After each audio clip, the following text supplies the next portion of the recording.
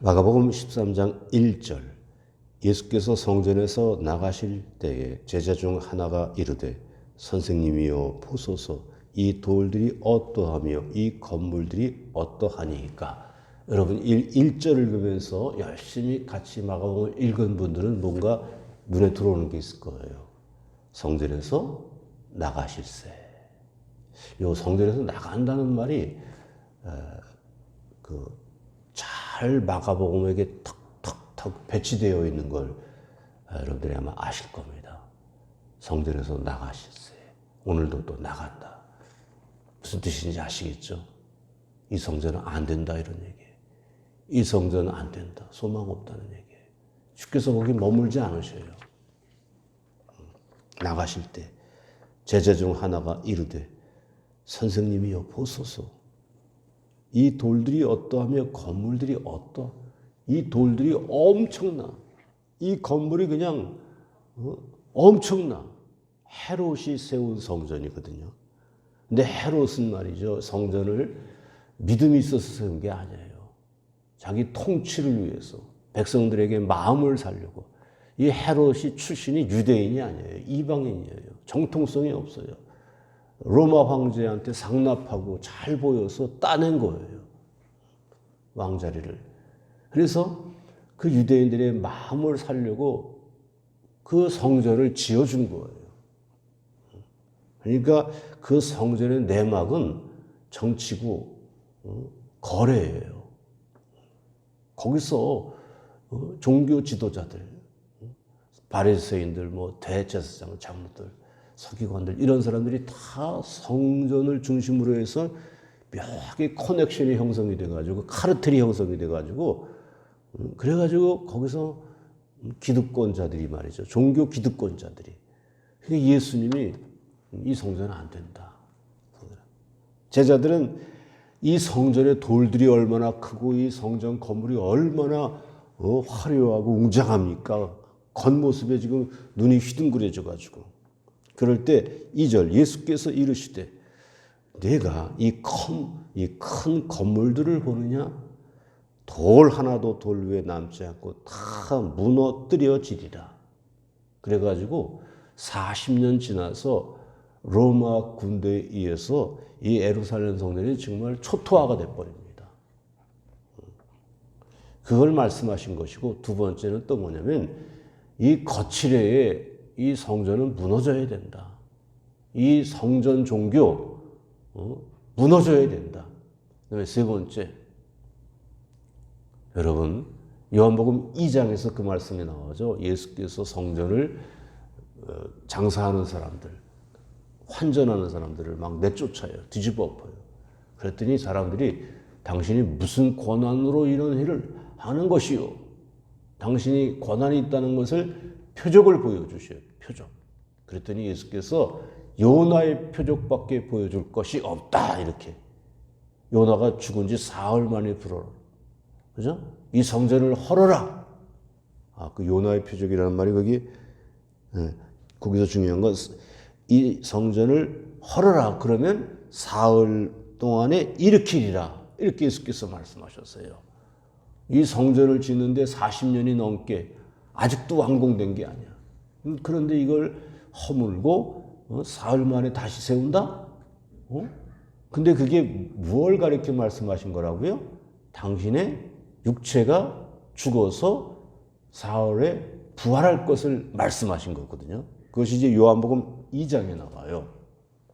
그러니까 이 성전이 허물어져 돌 하나 돌 위에 남지 않을 거다. 평지화가 될 거다. 이것은 40년 후에 성전이 실제로 로마 군대에 무너질 것을 내다보시는 것이고, 두 번째 이 성전 종교는 허물어져야 된다는 것이고, 세 번째 성전된 예수님 당신의 육체가 쓰러질 것이고, 그리고 사흘에 부활할 것을 말씀하신 것이죠. 자, 3절입니다. 예수께서 감람산에서 성전을 마주 대하여 앉으셨을 때에 베드로와 야고보와 요한과 안드레가 어떻게 물었어요? 조용히 진지하게. 어디에서?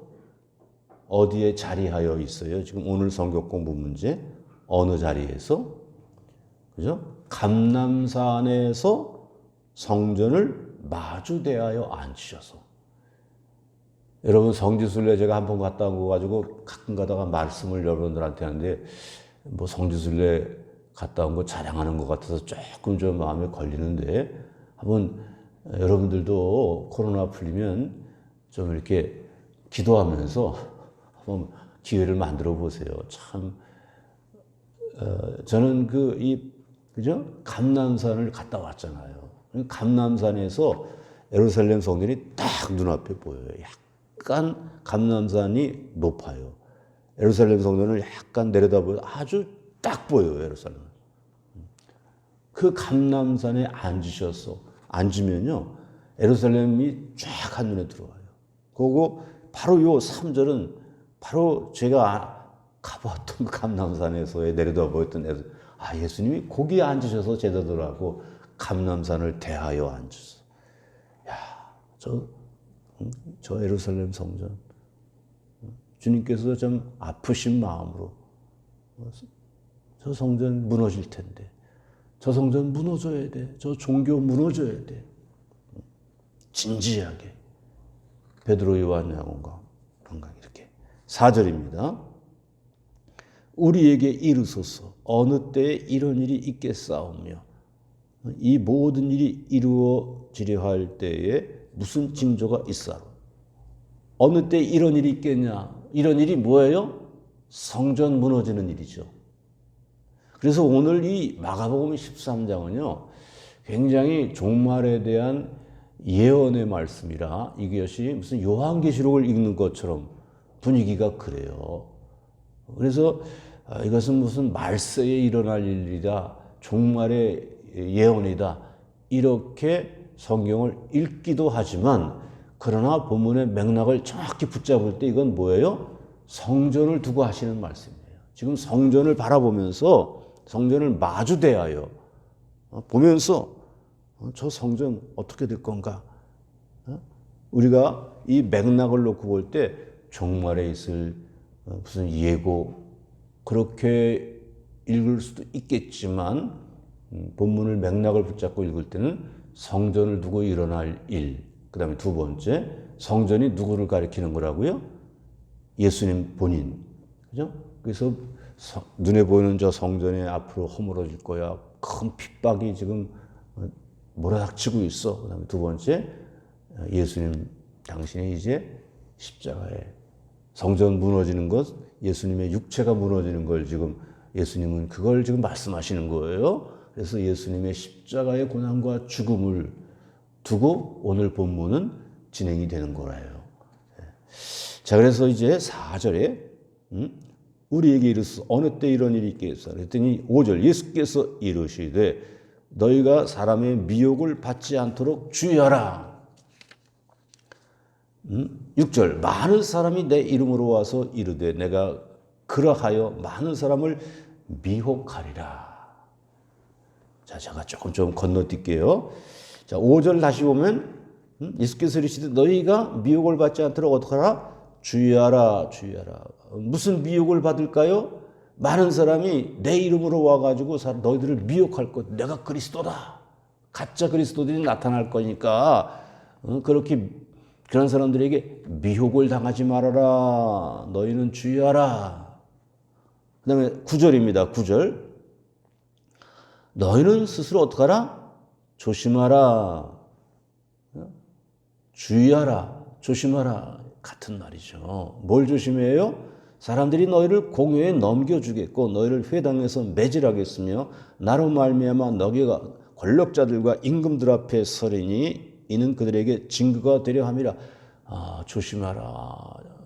앞으로 너희가 어떤 일을 당한다? 넘김을 당할. 우리가 재판에 넘겨진다. 뭐 검찰에 넘겨진다. 이제 그런 말이에요. 너희들이 붙잡혀서 이리 끌려다니고 저리 끌려다니고 매질을 당하고 심판관 앞에 쓰고 너희들이 나 뒤를 따라서 너희들도 십자가를 지게 될 거다. 환난을 당하게 될 거다. 그리고 10절에 또 복음이 먼저 만국에 전파되어야 할 것이라. 너희들이 내 뒤를 이어서 십자가 고난을 당할 텐데, 그런데 복음이 전파되어야 할 것이라. 이 십자가의 고난, 환난과 복음 전파가 무슨 연관이 있을까요? 예수께서 이거 말씀하십니다. 너희들이 넘겨질 것이다. 재판을 받을 거다. 환난을 당할 거다. 십자가 질 거다. 복음이 전파될 거다. 이렇게 넘어갑니다. 그다음에 11절에 보면 사람들이 너희를 끌어다가 넘겨줄 때 무슨 말을 할까 미리 염려하지 말아라.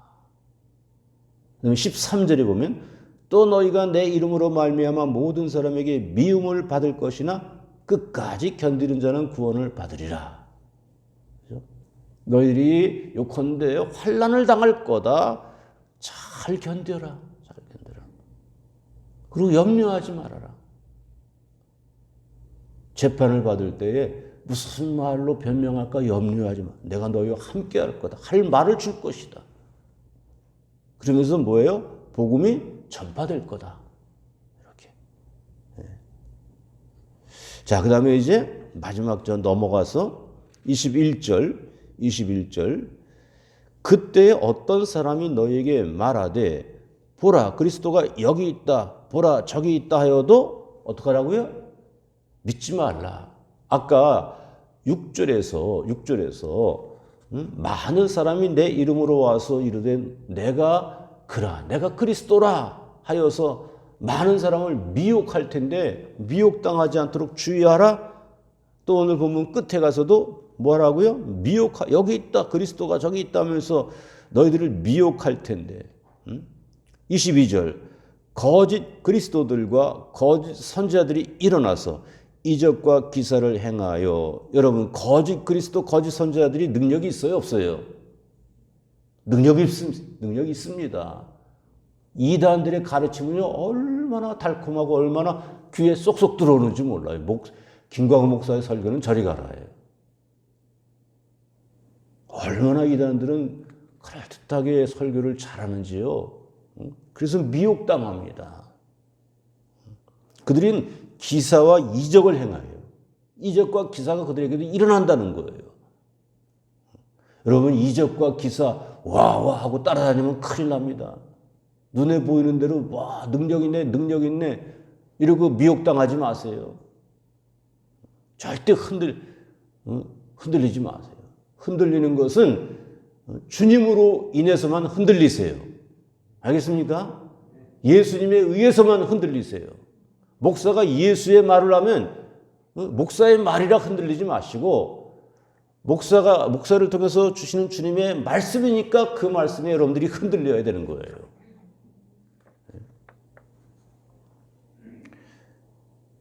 자, 그래서 마지막입니다. 오늘 23절 너희는 삼가라. 삼가라는 말은 주의하라는 말이죠. 여러분 그래서 오늘 이 본문의 중요한 키워드는 주의하라, 조심하라예요.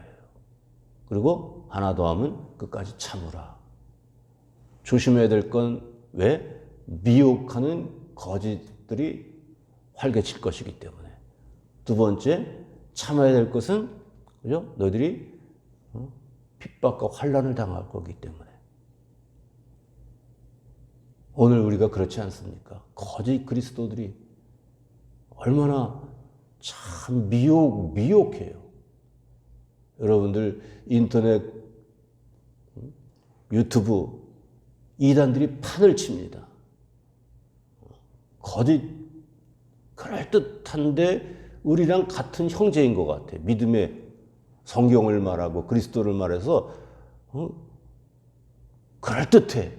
아주 미혹당하기에 너무 딱 맞아. 이거 뭐야 하고 읽어보면 살짝 끝에 가서 뭐가 달라. 그래서 이단, 단을 이자, 끝단자, 끝에 가면 살짝 달라. 그러니까 여러분들 요즘 인터넷 유튜브 참 우리가 미혹당하지 말아야 됩니다. 그래서 우리가 열심히 뭔가 인터넷 그 미디어 유튜브 이런 거를 우리가 열심히 하려는 이유가 그래서 그러는 거예요. 저도 재주 없는 사람이 열심히 유튜브에 올리고 그리고 뭐 슈트를 가서 요즘은 짧은 거 좋아하잖아요. 긴 거 안 읽잖아요. 그래서 짧은 거 만들어 보려고 그러고 내가 부목사님 전도사들한테도 계속 얘기해요. 인터넷, 뭐 SNS, 홈페이지, 페이스북 이런 걸 잘 활용을 좀 하자고.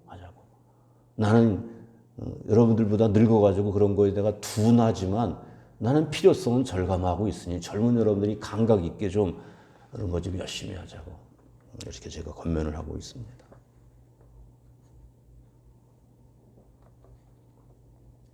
자, 그래서 성전 무너질 거다. 나 예수도 육체가 무너질 거다. 십자가에서. 너희들도 환난 당할 것이고 너희들도 환난 못지않게 너희들이 어려울 것 뭐냐면 거짓, 그럴듯한 거짓들이 너희의 영혼을 흔들어 놓을 거다. 정신 차려라. 조심해라. 주의하라. 미혹당하지 말아라. 그런데 여기서 마지막 복음이 만국에 전파되어야 할 것이라. 이 말씀이 어디 나와요? 너희들이 넘겨질 거다. 경찰에 넘겨주고 검찰에 넘겨주고 재판정에 넘겨주고 너희들이 채찍에 맞고 그런데 복음이 전파될 것이다. 이렇게. 여러분 진짜 이 말이 맞아요. 초대교회가 환난을 당해서 스테반 집사가 순교를 당하고 야고보가 순교를 당하고 그래서 교회가 어떻게 됐어요? 순교를 당하고 핍박을 당하고 환난을 당하니까 성도들이 믿음을 지키려고 지하로 숨어 들어가요. 그런데 지하로 내려간 그래서 없어지는 눈에 보기에는 없어진 것 같은데 지하에서 쭉쭉쭉쭉 뻗어나갔어요.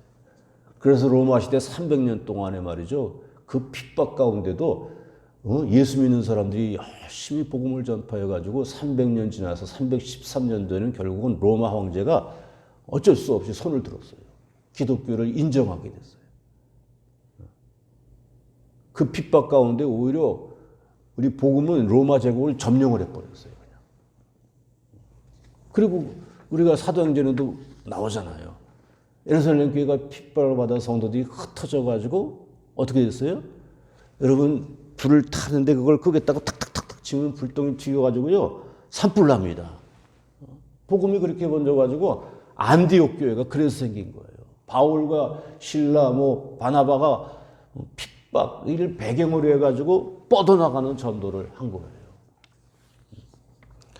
여러분, 우리는 지금 코로나로 인해서 교회가 환난을 지금 겪고 있습니다. 저는 목회를 새로 시작하는 것 같아요. 새롭게 변화가 돼가지고 정신 차려야 되겠어요. 그래서 이거 새롭게 하자. 우리가 회복을 하되 새롭게 회복이 돼. 옛날처럼 옛날 판박으로 회복되면 안 되잖아요. 그죠? 하나님이 코로나를 통해서 우리를 전공과 같이 단련시키실진데 우리 정신을 바짝 차리고 새롭게. 어제 어느 세과적 신방을 갔어요. 우리 교회 처음 오셔서 어떠세요? 물어봤더니 눈물이 난대요. 그래서 왜 눈물이 나요? 코로나로 교인들이 예배당에 모이지 못하는 빈 예배당을 보니까 마정교회가 이렇다 저렇다가 아니라 예배당에 교우들이 모이지 못하는 것으로 인해서 눈물이 난대요. 하나님이 마음 아프실 걸 생각해서 자기가 눈물이 난대요. 오래된 교인이에요? 새 가족이에요? 새 가족이 그렇게 말해서 내가 속으로 그렇게 생각했어요. 눈물을 흘릴 사람을 하나님이 보내주셨네. 우리 마정교회 필요한 건 눈물이 아니겠습니까 지금? 그렇잖아요. 우리가 지금 환난 당하는 거 아니에요 지금 교회가? 울면서 기도를 해야 되는데 하나님이 이런 새 가족을 또 우리 교회에 보내주셨네. 우리 사랑하는 마정교회 모든 성도님들 환난과 핍박을 당할 거라. 그런데 복음은 전파될 거라. 제가 목회를 하면서 제가 참 관심 있게 보는 분들이 있어요. 그리고 제가 그분들 때문에 믿음이 자극을 받는 분들은 어떤 분들이에요? 예수를 믿는데 어려움을 당해요. 아주 참 남들이 보기에 참 너무 딱하게 힘들게 사는 가운데도 믿음이 진짜 정금과 같은 믿음을 갖는 분들이 계셔요. 이분들 어렵고 힘드는 거 보면 짜증을 내고 찡그리고 부정적인 말이 나와야 할 텐데 오히려 제가 안부를 물으면 오히려 저를 더 염려해 주고 저를 더 챙겨줘요. 뭘 조금 주면 요만큼 주고 이만큼을 받아 제가. 그런 성도님들이 계셔요. 어떻게 저럴 수 있을까? 나는 저렇게 힘들어서 어떻게 이렇으나 저렇게 고생을 해서 어떻게 아유 너무 불쌍하다 한데도 믿음 가지고 정금과 같은 믿음을 가지고 오히려 감사하고 오히려 더 뜻밖의 감사를 그들 입에서 제가 들어요. 오히려 뜻밖의 오히려 내가 위로를 받아요. 격려를 받고. 저는 그런 분들을 보면서 목사인 제가 도전을 받고 제가 격려를 받아요. 야, 그렇구나. 여러분들이 어떻게 교회를 하고 예수를 믿게 됐는지 모르지만 많은 경우 그런 분들이 있어요.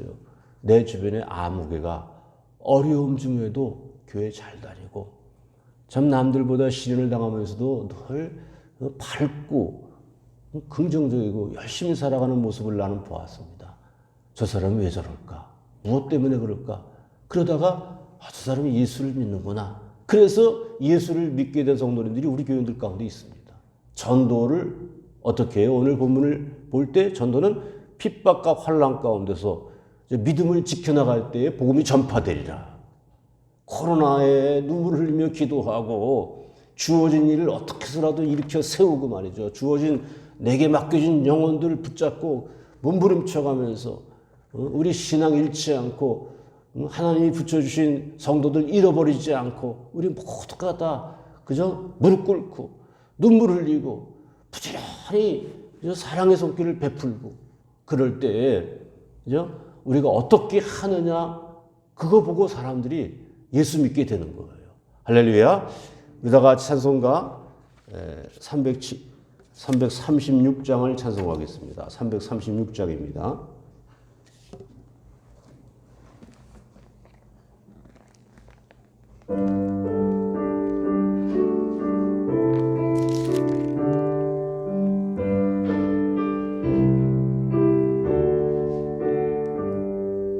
환난과 핍박 중에도 성도는 신앙 지켰네.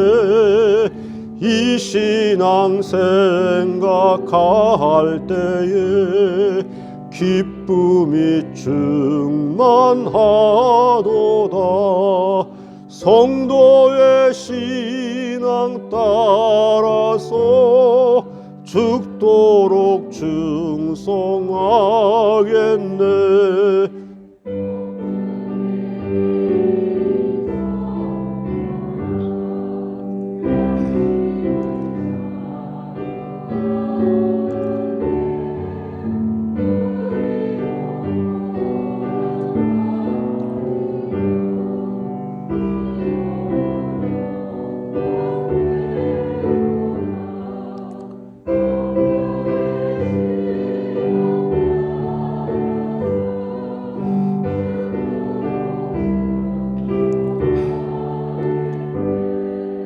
성도의 신앙 본받아 원수도 사랑하겠네. 인자한 언어 행실로 이 신앙 전파하리라. 성도의 신앙 따라서 죽도록 충성하겠네. 아멘.